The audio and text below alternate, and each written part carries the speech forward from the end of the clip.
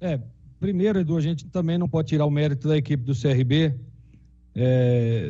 Eu falei, por exemplo, disse antes do jogo, olha, quando tem mudança de treinador, o ouvinte que está acompanhando a Bandeirantes vai se lembrar, sempre tem um algo mais, né? Os caras se empenham um pouco mais, melhora a concentração, porque tecnicamente falando, a gente percebeu o time do CRB, fez apenas o gol, né? Que defesa que fez o Tony.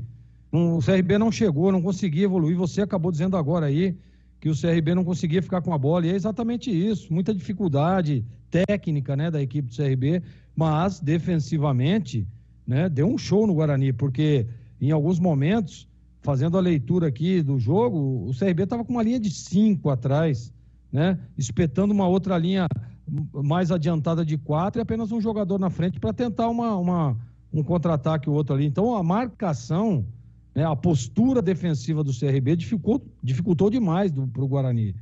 O Guarani do meio para o final do jogo agora, no segundo tempo, ficou a todo momento com a bola, pressionando, jogando a bola na área, mas eu concordo com o CH, né? Quando o time adversário, quando você está perdendo o jogo, aliás, quando eu jogava, eu pensava muito isso.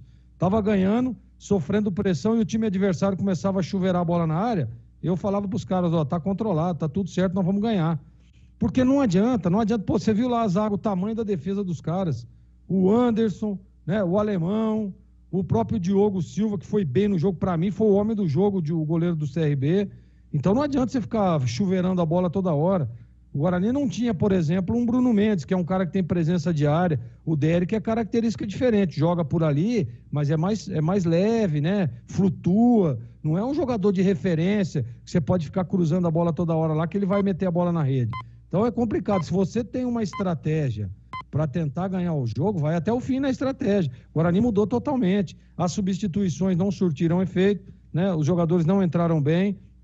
O Bruninho, por exemplo, eu esperava que fosse um jogador que tentaria 1 contra 1, partiria para cima, né? Pegava e tocava, tocava e saía. Então, assim, aí fica complicado, aí fica difícil. O Pivete, na minha opinião, errou na estratégia, tentando ali, o primeiro tempo, por exemplo, a hora que ele toma o gol, parece que o Guarani sentiu, né? Não atacou mais, não pressionou, não subiu a linha. Em momento algum a gente viu o Guarani lá em cima, marcando quando o CRB tinha posse. Não tinha isso. O Guarani deixava o CRB jogar, a partir do meio de campo aí sim, aí tinha uma pressão. Mas aí você rouba a bola, tem uma linha de 5 lá para você tentar entrar. Então a malha de marcação muito forte.